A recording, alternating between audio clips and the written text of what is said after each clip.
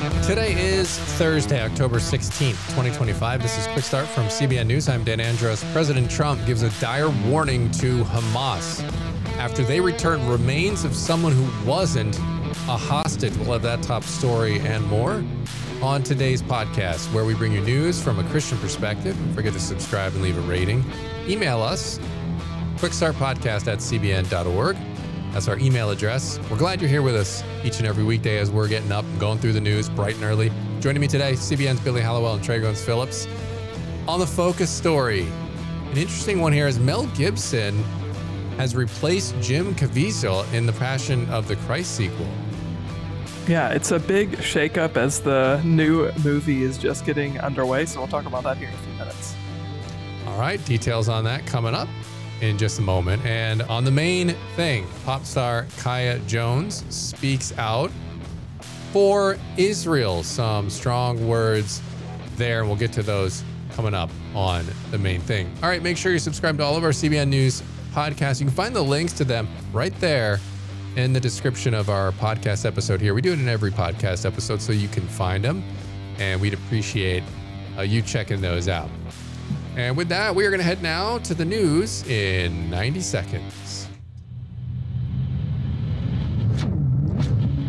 President Trump has warned Hamas, disarm or be disarmed. President Trump is putting the terror group on notice, saying the U.S. and Israel won't tolerate delays or defiance as Hamas stalls on returning the bodies of hostages under the new ceasefire agreement. And they even returned the remains of one person who Israel says was not a hostage.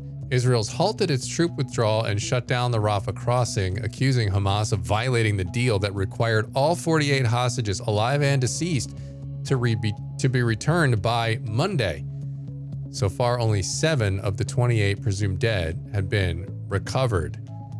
Meanwhile, Prime Minister Benjamin Netanyahu met with recently freed hostages, calling their return an unparalleled emotional moment and promising Israel will not give up on anyone. And AI has solved an 80-year-old mystery. A German historian has used artificial intelligence to identify the Nazi executioner in one of World War II's most infamous photos, the chilling image known as The Last Jew of Vinica. A man aiming a pistol at a kneeling victim has now been confirmed as Jacobus Ahnen, a German school teacher and early Nazi party member born in 1906. Ahnen himself was killed 2 years later in 1943, but his victim remains unidentified, a mystery that they hope to solve next, maybe again with the help of AI.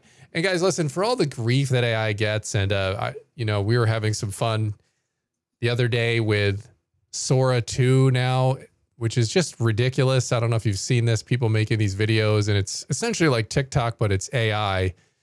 And you can record yourself, and then you give it a prompt, and it'll just make a little short video of you doing whatever you said, and it's pretty wild. So, but I don't know what the value is of that other than entertainment and making everyone confused with reality and what's real and what's fake. But then you see AI do something like this, and it's kind of the tug and pull, like same thing with the internet, right? There's some cool things that the internet has done to connect us, but then we see all the bad stuff with anxiety and worry and depression that people get from constantly doom scrolling. So there's the good and the bad. And it's the same thing, I guess, with AI, but we're going to see where the dust settles. But chalk this one up for the good side of AI. This is like anything else. Christians have to figure out how to use these tools because these tools are going to dominate our lives. They already are. AI is integrated into everything. If you Google something, everything we're doing, it's going to be there. So the people who say, well, I'm going to stick my head in the sand and pretend it's not happening, you really can't do that. So you have to figure out, okay, what are the bad parts of it? How do we use the good parts of it to do things that are going to be beneficial, like translating the Bible, like sharing the gospel, like making our lives easier so we can devote our time to other things that matter most and fulfill our calling. So I think it's just a matter of how we posture ourselves in this debate. And we just have to keep a positive outlook and, confront the negatives, but really embrace the positives. Yeah, I mean, I think there's no way around AI being kind of a reality of our existence and the world that we're in today. So I completely agree with you as far as finding ways to utilize it in healthy and meaningful, substantive ways.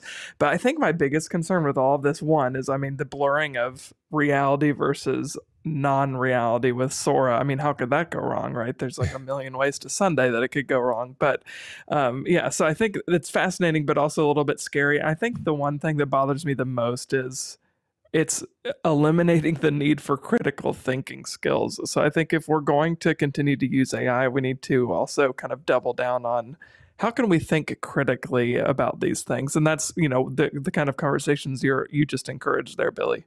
Yeah, and you have to resist the temptation as a culture. We have to resist the temptation to be lazy with AI and to use it to help you, right? We should use technology like this to help us do things faster and to help us be more efficient in things. And it's the same thing with the internet, right? Like, and so how do you appropriately use AI to help you and assist you in your work, but not just make you turn off your brain and have AI do everything for you? That's certainly not a way we want to see society go. That wouldn't be good for anybody, but I'm sure growing up with AI and having this is going to be very interesting to see what kind of results we get with kids who grow up with this. And again, we're a pioneer generation when it comes to technology. And so unfortunately, we're not going to have answers to these questions for years to come. But like you said, Billy, we can't be burying our heads in the sand. All right, we're going to go to the focus story now. And Jim Caviezel, it's been announced, is not going to be in the sequel. Obviously, Jim Caviezel famously played Jesus in The Passion of the Christ years ago by Mel Gibson. So who's replacing him as Jesus, and what are other cast members? What other ones are being replaced?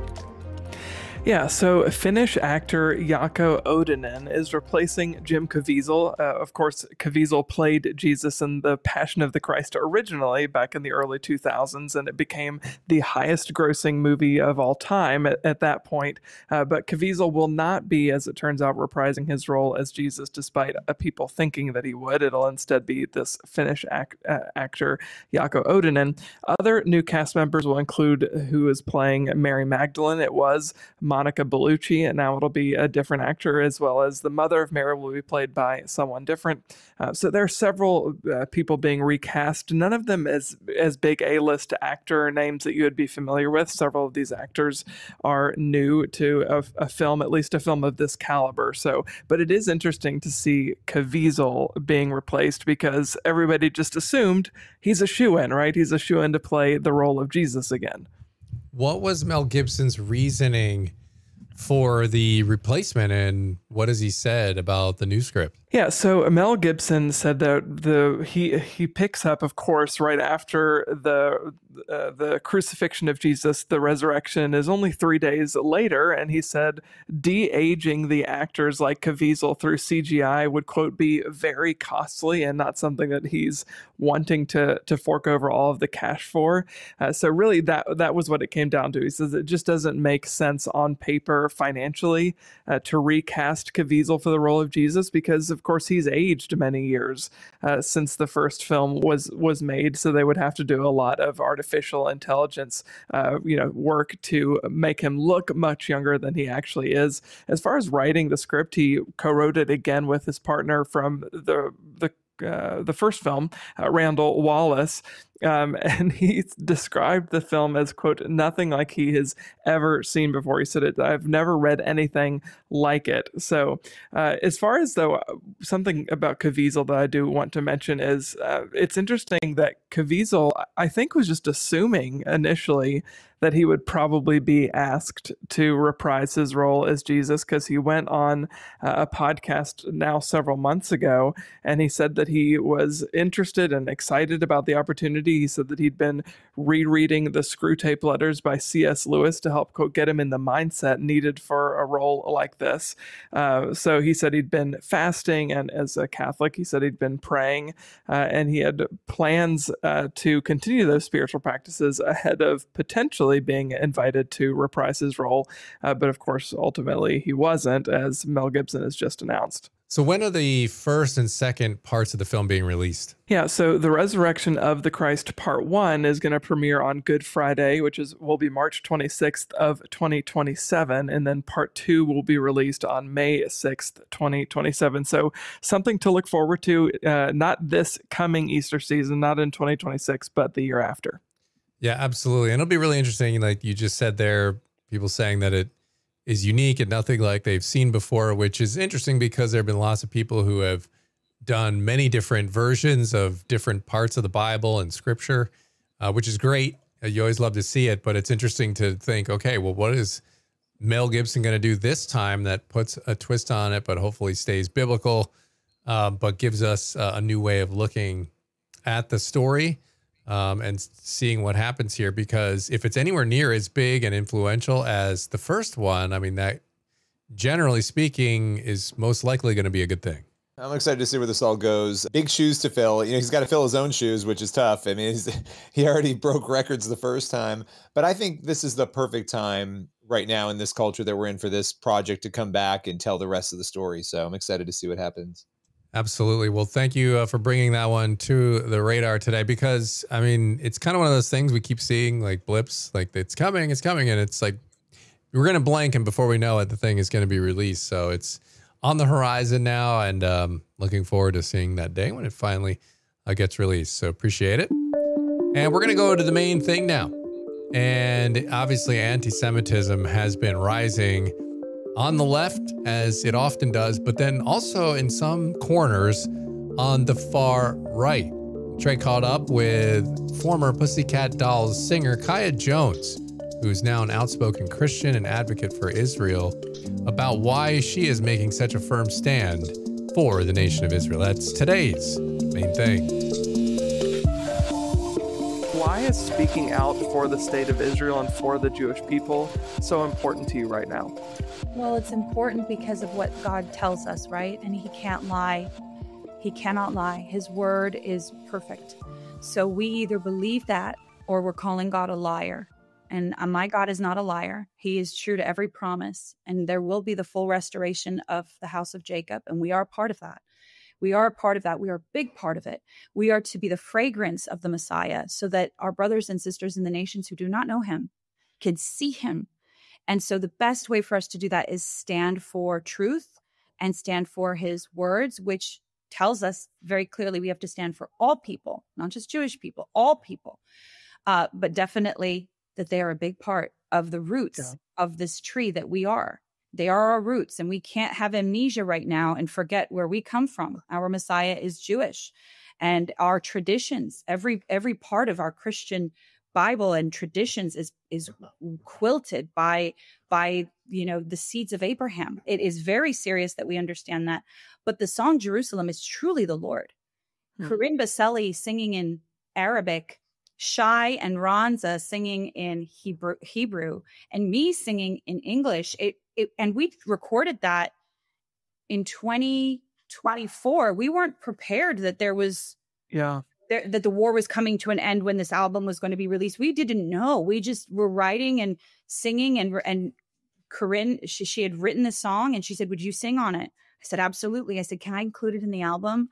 And I feel like it's really cool because it's exact the opposite of what the world's saying. It's the Arabic nation coming together, the Hebrew and English, all for the Lord and for the peace of Jerusalem. And what is Israel? It's us, the seeds of Abraham, and those that know Mashiach. And it's also the land itself. And so we pray because we know where our Messiah is coming. He is coming to Jerusalem, and we're going to fix eyes on that and not lose sight of it, no matter what the world is telling us, because they hated him first. No surprise. No surprise. So that's why it's important. It's important to not forget what God says. And I know it's hard for people to understand because war is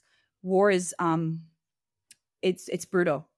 Yeah. We don't want to we don't want to see things, but on October 7th, there was no war on October 6th. October 7th happened, and it turned into 2 years of insanity. And finally the hostages are coming home. And I wear a necklace. A lot of people don't know. They always wonder what's this. And I wear a necklace for the hostage families. I promised Hirsch's mom that I would keep this on until all of them came home, and her son did not come home alive. And so I think it's important that we just remember each one of these individuals has a family, and no one deserves to be taken hostage and held for 2 years.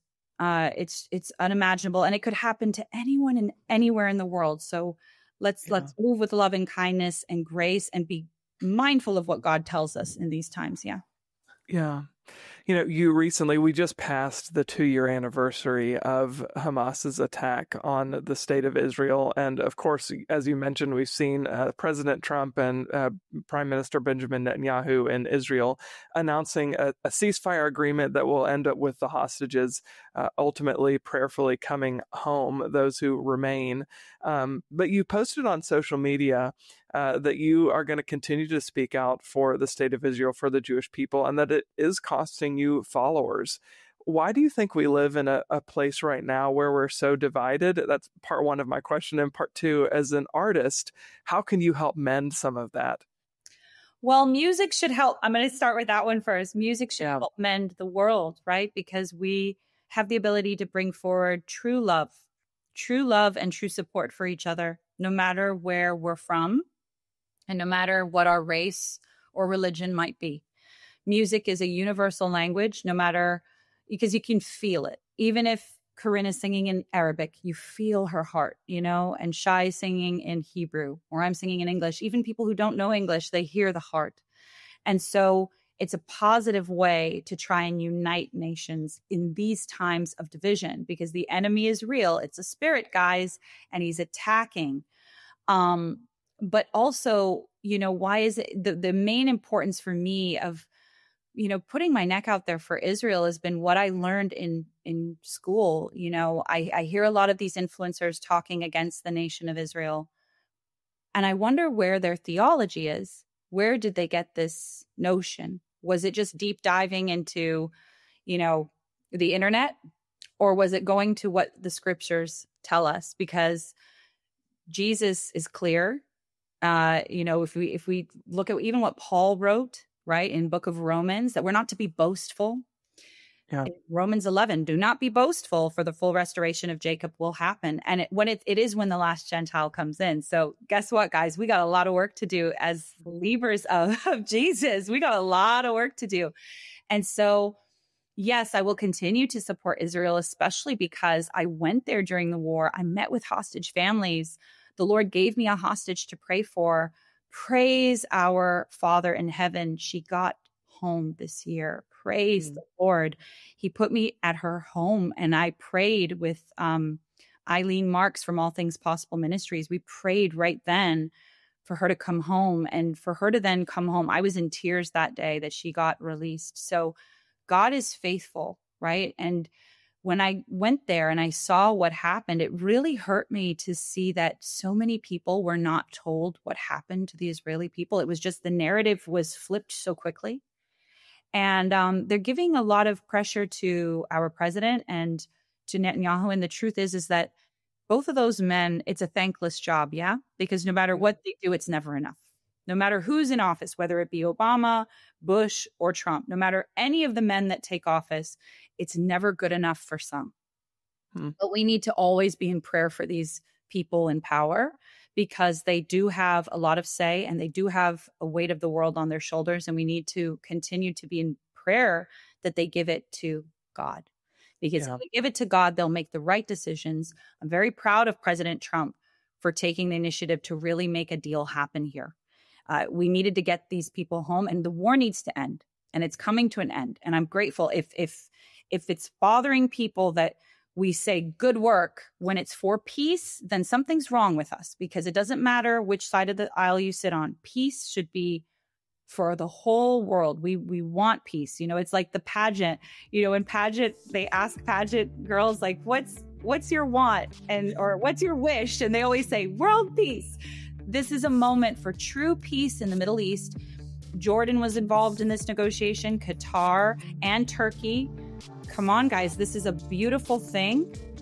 These are 3 conflicting nations coming to the table to say, we need to do what's right for the people. And that's the key for any politician is to do what's right for people. All right, appreciate that conversation there. And that's going to leave us with time in the podcast today for one last thing. 1 John 4:8, whoever does not love does not know God, because God is love. And it's just a reminder how we treat people. Of course, truth is important, and God is also truth, and we have to remember that. But how we treat people, how we care for them, that matters deeply. Yeah, for sure. We got to carry the truth in love. We have to balance those the way that Jesus calls us to. Amen. Good spot to leave it here on this Friday Junior edition of the Quick Start Podcast. As always, make sure you're getting on over to cbnnews.com and faithwire.com for more news from a Christian perspective. Also, pray through the news of the day with us, faithwire.substack.com. Lord willing, that creek don't rise up on us. We'll be back here tomorrow with more. God bless. See you then.